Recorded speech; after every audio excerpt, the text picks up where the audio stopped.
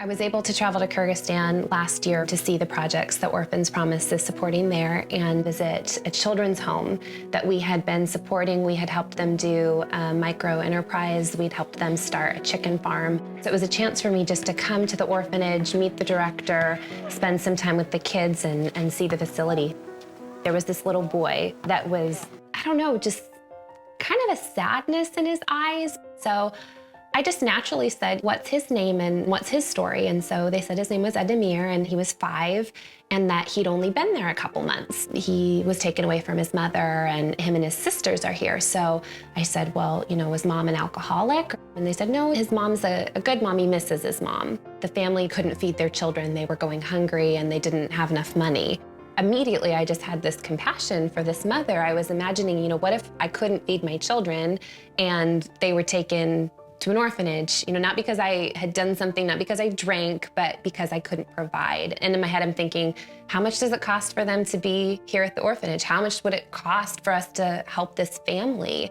And, you know, so much over the last year at Orphan's Promise, we've really focused on our Keeping Families Together program and what it means to come alongside a family in a crisis or poverty situation.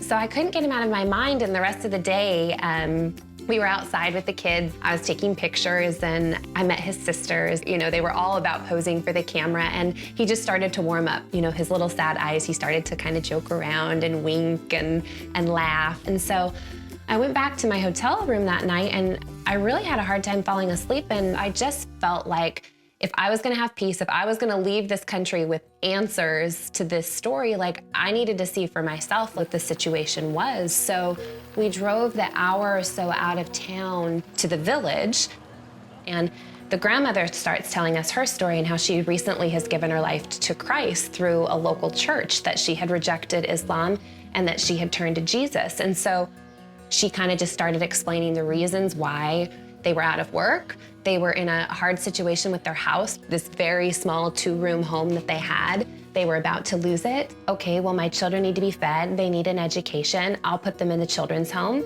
and that'll be that. But in order for the orphanage to get funding for the kids, they were gonna have to remove the parental rights. So the mother and the grandmother were in the process of having their rights taken away, and they were literally days away. They had the paperwork and they were ready to sign it.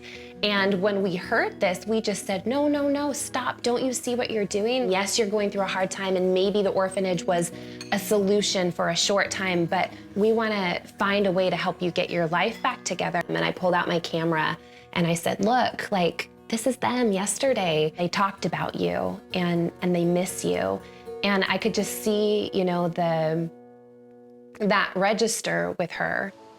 The whole time we were there, it was just this feeling of like, wow, God, like you're giving us the privilege to be here and to understand how kids end up in institutions. And I just felt like for every Adimir, for every one, a kid like him, there's 100 more kids.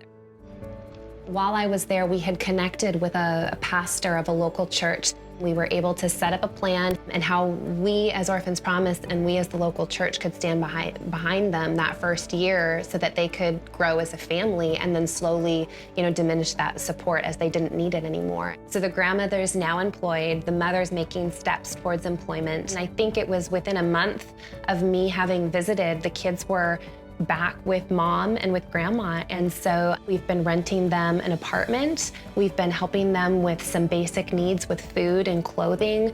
We've helped get Adimir in a really good preschool. And this church came around them. The grandma started going to Bible studies. The family was attending church. And, you know, in the pastor's weekly reports, he'd say, you know, Adimir's family is in church this Sunday and they're doing really well. When I saw those first pictures that were sent of the family together, my heart just leapt with joy because I thought, wow, God, like, you are so good. You allowed us to play a part in that. And just to know, like, that was results. Like, we went on a trip, we saw a need, we were able to do something and make a difference. And I'm still in awe of how God did that.